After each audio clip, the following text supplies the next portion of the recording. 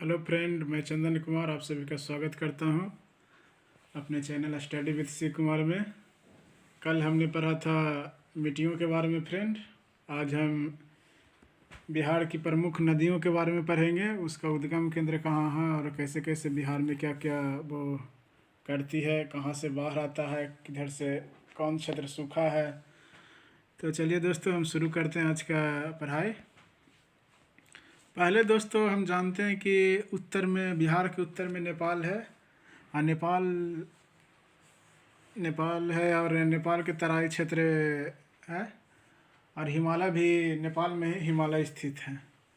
तो जितना भी हिमालयन नदी है वो उत्तर से बिहार में प्रवेश करती है, नेपाल से ही प्रवेश करती है।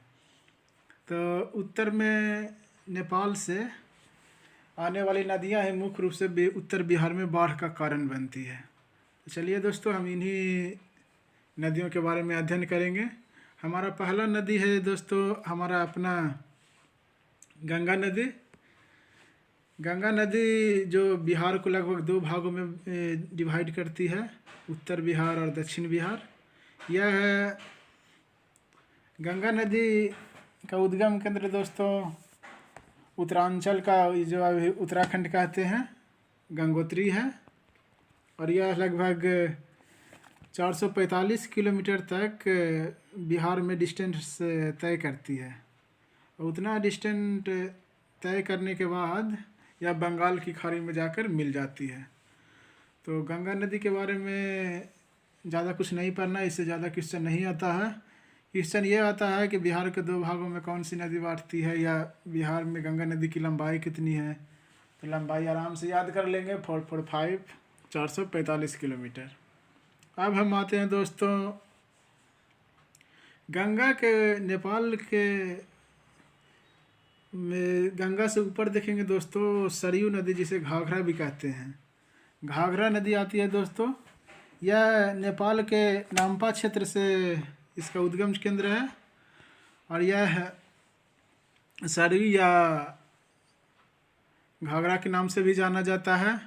इसकी लंबाई लगभग बिहार में 83 किलोमीटर है और यह नदी गंगा नदी में छपरा के निकट गंगा नदी में मिल जाती है।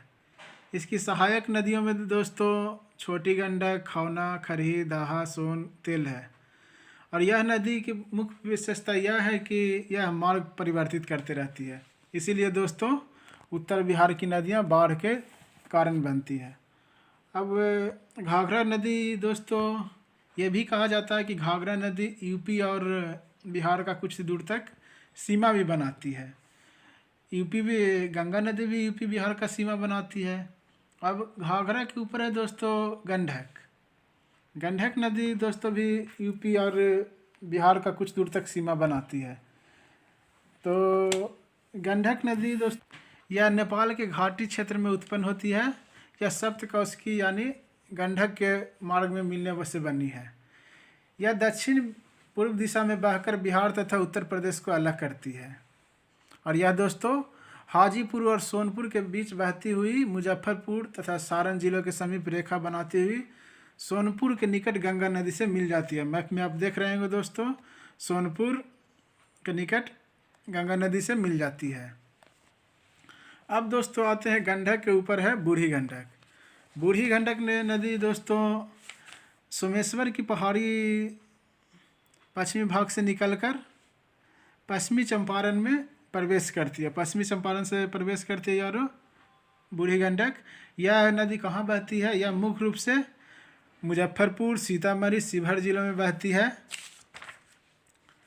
दोस्तों इस नदी को भी मार्ग बदलने के लिए जाना जाता है, इसीलिए इस क्षेत्र में बाढ़ अधिक आता है दोस्तों। उत्तरी बिहार की यही नदियां हैं जो बाढ़ के लिए मुख्यतः जिम्मेदार होती हैं दोस्तों। अब आते हैं दोस्तों बूढ़ी गंडक से एक यह भी प्रश्न आता है दोस्तों कि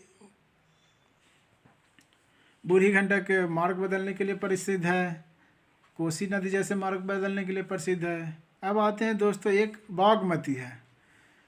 बागमती दोस्तों यह महाभारत श्रेणी से निकलती है जो नेपाल में ही है और यह नदी खगड़िया के पास गंगा नदी से जाकर मिल जाती है।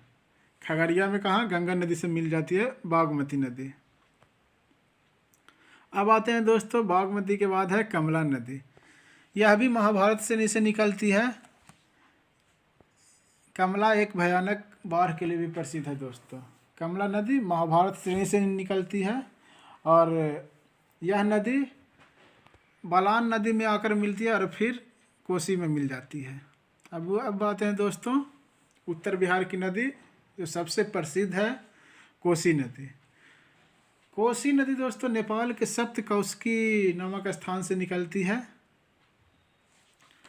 सप्तकोशी नाम से स्थान से निकलती है दोस्तों।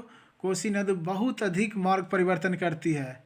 कहा जाता है कि इसने पिछले 200 वर्षों में लगभग 150 किलोमीटर पश्चिम की ओर मार्ग बदला है और इसी कारण ये जे जोन क्षेत्र में जाती है वहाँ बाढ़ का कारण बनता है। कोसी नदी के प्रवाह तंत्र के अंतर्गत दोस्तों सहरसा, सुपौल, मधेपुरा, पूर्णिया, किशनगंज जिलों का अधिकांश क्षेत्र आता है। वर्तमान में कोसी नदी की लंबाई 7630 किलोमीटर है दोस्तों। यह खगड़िया के निकट गंगा नदी में मिल जाती है दोस्तों। हमने दोस्तों उत्तर बिहार की प्रमुख नदियों के बारे में जान लिया। अब हम दक्षिण बिहार की ओर चलते हैं। दक्षिण बिहार में हम जानते हैं दोस्तों कि झारखंड का पठार है और इसलिए दक्षिण में ज़्यादातर नदियाँ इसमें प्रायद्वीपीय नदी या पठारी नदी भी कहते हैं, पठारी भाग से निकलती है। ये नदियाँ झारखंड के पठारी भाग से निकलती है और गंगा नदी में मिल जाती है। दक्षिण बिहार की नदियों में दोस्तों कर्मनाशा, सोन, पुनपुन, फल्गु, अजय, किऊल, चानन, मान, काव इत्यादि है दोस्तों। अब चलिए दोस्तों हम एक एक करके सभी नदी के बारे में अध्ययन करेंगे।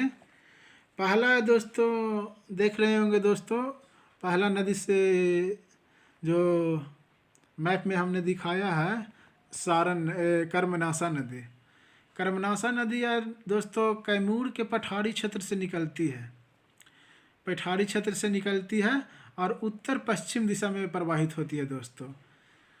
इस नदी का प्रवाह क्षेत्र बिहार के दक्षिण पश्चिम भाग में है। इसके प्रवाह क्षेत्र में कैमूर की पहाड़ी तथा बक्सर जिले के मैदानी भाग आते हैं दोस्तों। यह बक्सर के मैदान में भी प्रवाहित होती है दोस्तों। इसकी कई सहायक नदियां हैं। यह एक बरसाती नदी है दोस्तों। बरसात के बाद इस नदी में पानी कम ही रहता है। दूसरी बात दोस्तों, इस नदी से एक प्रश्न ये भी आता है कि इस नदी को अशुद्ध या अपवित्र नदी कहते हैं। कहा जाता है कि इस नदी में स्नान करने से कर्मों का नाश होता है। तो चलिए दोस्तों ये भी हमने पढ़ लिया कि इसे अशुद्ध नदी भी कहा जाता है। और दूसरा हम दक्षिण बिहार की नदियों में आते हैं दोस्तों, सोन नदी। सोन नदी दोस्तों इसका उत्पत्ति मध्य प्रदेश के अमरकंटक को आप जानते होंगे, वहाँ के मैकाली श्रेणी से होती है। यह मध्य प्रदेश से बहती हुई झारखंड और बिहार के पश्चिमी भाग में कैमूर की पहाड़ी के दक्षिणी भाग में रोहतास एवं गढ़वा जिले के सीमा में प्रवेश करती है दोस्तों। यह नदी बिहार और झारखंड की सीमा का निर्माण करती है। यह नदी कर्मनाशा बिहार और झारखंड की सीमा का निर्माण करती है और कुछ देर तक यह यूपी का भी सीमा निर्माण करती है। तो दोस्तों आ सकता है कि ये भी प्रश्न में आ सकता है दोस्तों कि कौन सी नदी है जो यूपी की सीमा कौन सी नदी बनाती है। तो हमने बताया दोस्तों, पहला तो हो गया गंगा हो गया। गंगा भी कुछ दूर तक यूपी से के साथ सीमा साझा करती है। उसके बाद सरयू हो गया दोस्तों, सरयू भी सीमा साझा करती है। गंडक हो गया दोस्तों और थोड़ा सा कर्मनाशा हो गया दोस्तों। तो चलिए दोस्तों हमने कर्मनाशा के बारे में पढ़ा। यह नदी कहाँ कहाँ बहती है। यह नदी कैमूर, रोहतास, भोजपुर जिलों में, औरंगाबाद, जहानाबाद, पटना जिलों में विभक्त है और अंत में यह मनेर के निकट गंगा नदी में सॉरी दोस्तों हमने सोन के बारे में बता रहे हैं। तो कर्मनाशाबाद नदी के बारे में हमने पढ़ लिया दोस्तों। सोन नदी कहाँ कहाँ बहती है दोस्तों, कैमूर, रोहतास, भोजपुर और औरंगाबाद, जहानाबाद, पटना जिलों को विभक्त कर अंत में मनेर के निकट गंगा नदी में मिल जाती है। अब आते हैं दोस्तों साउथ बिहार की नदियों में, ये जो है पुनपुन। सोन नदी दानापुर के निकट पटना में मिल जाती है। अब आते हैं पुनपुन। पुनपुन दोस्तों यह पलामू के चौराहे से निकलकर फतुहा में आकर गंगा नदी से मिल जाती है। यह नदी बहुत अधिक बाढ़ की स्थिति उत्पन्न कर देती है दोस्तों। ज़्यादा इन नदियों से ज़्यादा प्रश्न नहीं आता है। ज़्यादा प्रश्न यही है कि इसकी कहाँ करती है, प्रवेश करती है, कैसे होती है, और ये सब ही होता है दोस्तों। अब आते हैं फल्गु नदी के बारे में। फल्गु नदी बहुत महत्वपूर्ण है दोस्तों। फल्गु नदी को निरंजना नदी भी कहते हैं। निरंजना नदी जिसके किनारे गौतम बुद्ध को ज्ञान की प्राप्ति हुई थी। यह नदी उत्तरी छोटा नागपुर पठार से निकलती है फल्गु, और गंगा नदी के टाल क्षेत्र में आकर उससे मिल जाती है। यह दोस्तों गया, जहानाबाद, नालंदा और पटना ज़िले में बाढ़ उत्पन्न करने के लिए एक महत्वपूर्ण कारक है। ये बरसाती नदियां हैं दोस्तों। आमतौर पर इसमें गर्मी के सीज़न में इसमें पानी नहीं होता है, लेकिन फिर भी ये बाढ़ उत्पन्न करने के लिए प्रमुख जिम्मेवार है दोस्तों। अब आते हैं दोस्तों किउल नदी के बारे में। अब हमने यहाँ महत्वपूर्ण नदियों के बारे में बताया है दोस्तों। नदियों के बारे में बताया है दोस्तों। छोटी मोटी नदियों को उसको छोड़ दीजिए, इन्हीं नदियों से ज़्यादातर प्रश्न आते हैं। तो किउल नदी भी हजारीबाग के पठारी भाग में स्थित खगड़िया से हुई है, और इस नदी की सहायक नदी अंजन नदी किउल में बरियारपुर के निकट मिलती है। इसी तरह छोटा मोटा नदियाँ अजय नदी है दोस्तों। तो इस मैप में हमने देखा दोस्तों, इस मैप को एक बार गौर से देखिए दोस्तों, इससे आपको बहुत कुछ समझ में आ जाएगा दोस्तों, और कि कौन सी नदी किस लिए जिम्मेवार है। और हम ये आशा करते हैं दोस्तों, ये पढ़ा देने के बाद नदियों से संबंधित आपका कोई भी नहीं छूटेगा दोस्तों, कोई भी प्रश्न नहीं छूटेगा। तो चलिए दोस्तों, अब हम इसका एक विवरण भी देखेंगे, जहां हम कुछ लिख कर रखे हैं, और उसको पढ़ लेने के बाद हम आशा करते हैं कि वो पूरी तरह से आपको कंठस्थ हो जाएगा और आने वाली परीक्षाओं में बहुत उपयोगी होगी। तो चलिए दोस्तों, हमने मानचित्र पे अध्ययन कर लिया। अब हम नोट्स पर में देख लेते हैं। ये नोट्स भी आपके लिए बहुत बहुत उपयोगी होगा दोस्तों। तो पहले हम देखते हैं, पहला उत्तर बिहार की नदियों में है मुख्य नदी गंगा नदी। गंगा नदी का उद्गम केंद्र दोस्तों बताया था गंगोत्री है, जो उत्तराखंड में है। इसका यह जो है, जब बंगाल की खाड़ी में जाकर गिरती है, मुहाना का मतलब कहाँ जाकर, ये इसका अंतिम स्थान है। और बिहार में इसकी लंबाई कितनी है दोस्तों? 445 किलोमीटर। गंडक नदी का उद्गम केंद्र मध्य हिमालय है। यह पहलेजा घाट के निकट गंगा नदी से मिल जाती है। इसको नारायणी नदी, गंडकी या शालिग्रामी नदी भी कहते हैं। इस नदी में शालिग्राम पत्थर मिलता है, इसलिए इसको शालिग्रामी नदी कहते हैं दोस्तों। अब तीसरा नदी उत्तर बिहार के है घाघरा नदी। घाघरा नदी का उद्गम केंद्र दोस्तों महाभारत श्रेणी है दोस्तों, जो नेपाल में है। यह छपरा के निकट गंगा नदी में मिल जाती है। इसे सरयू नदी भी कहते हैं। बूढ़ी गंडक दोस्तों, बूढ़ी गंडक का उद्गम केंद्र सोमेश्वर की पहाड़ी है। यह मुंगेर में गंगा नदी से मिल जाती है। कोसी नदी उत्तर बिहार की नदियों में सबसे महत्वपूर्ण है दोस्तों। इसका उद्गम केंद्र सप्तकोशी है, जो नेपाल में है। यह नदी पूर्णिया के निकट गंगा नदी में मिल जाती है। बिहार में इस नदी को बिहार का शोक भी कहा जाता है दोस्तों। लेकिन यह भी आपको याद रखना चाहिए दोस्तों, इस नदी की बहुत से फायदे भी हैं। इस नदी के कारण मतलब कि सिंचाई सुविधा भी बहुत आसान हो जाती है। लेकिन दूसरी ओर इसे बाढ़ के कारण इसे बिहार का शोक कहा जाता है दोस्तों। तो चलिए दोस्तों, कुछ हानि होती है तो बहुत कुछ लाभ भी होता है कोसी नदी से, लेकिन फिर भी इसे बिहार का शोक कहा जाता है। महानंदा नदी दोस्तों, महानदी नहीं पढ़ना दोस्तों, महानदी वो दूसरा जगह है दोस्तों। यह महानंदा है। इसका उद्गम केंद्र महाभारत श्रेणी है दोस्तों, जो नेपाल में है। यह नदी कटिहार के निकट गंगा नदी से मिल जाती है। कहाँ मिलती है दोस्तों? गंगा नदी में मिल जाती है कटिहार के निकट। अब आते हैं दोस्तों सोन नदी। सोन नदी का उद्गम केंद्र अमरकंटक है। यह दक्षिण बिहार की नदियों में हो गया दोस्तों, जो मध्य प्रदेश में है। यह पटना में गंगा नदी से मिल जाती है। सोन नदी मध्य प्रदेश है या दक्षिण बिहार की नदियों में है दोस्तों। पठारी क्षेत्र से निकलती है, झारखंड से होते हुए आती है। अब आते हैं दक्षिण बिहार की एक और नदी कर्मनाशा नदी। इसका उद्गम केंद्र विंध्याचल की पहाड़ी है दोस्तों। और चौसा के निकट जो रोहतास में है, वहाँ पर यह गंगा नदी से मिल जाती है। बिहार में इस नदी को पवित्र नदी कहा जाता है। इसका उद्गम केंद्र मध्य प्रदेश का पठारी भाग है और यह फतुहा के निकट गंगा नदी में मिल जाती है।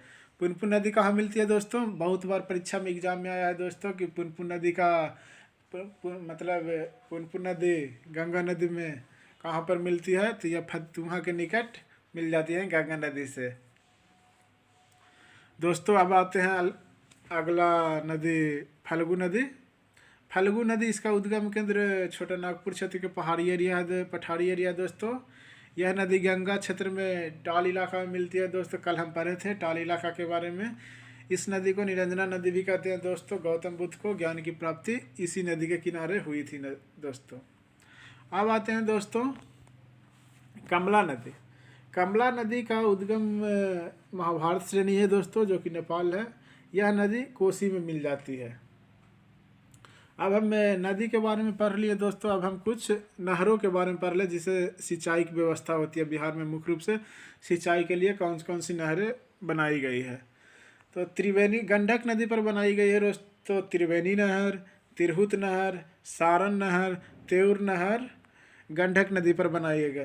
ज़्यादा इन्हीं चारों नहरों में से प्रश्न आता है दोस्तों क्वेश्चन में कि त्रिवेणी नहर किस नदी पर बनाया गया है, तिरहुत नहर किस नदी पर है, सारण नहर किस नदी पर बनाया गया है, तेउर नहर किस नदी पर बनाया गया है। तो ये चारों नहर गंडक नदी पर बनाया गया है दोस्तों। और कोसी नदी पर एक नहर बनाया गया राजपुर नहर। और दो नहर और है कोसी नदी पर, पूर्वी कोसी नहर और पश्चिमी कोसी नहर। लेकिन इनसे प्रश्न नहीं पूछे जाएंगे, क्योंकि जब पूछेगा कि पूर्वी कोसी नहर किस नदी पर बनाया गया है, तो आप आसानी से बता दीजिएगा कि कोसी नहर है तो कोसी नदी पर ही बनाया गया होगा। तो इसलिए दोस्तों पूर्वी कोसी नहर और पश्चिमी कोसी नहर से तो प्रश्न नहीं आता है, लेकिन फिर भी हमें ये जानना चाहिए कि ये किस नदी पर बनाया गया। तो पूर्वी कोसी नहर और पश्चिमी कोसी नहर कोसी नदी पर बनाया गया है।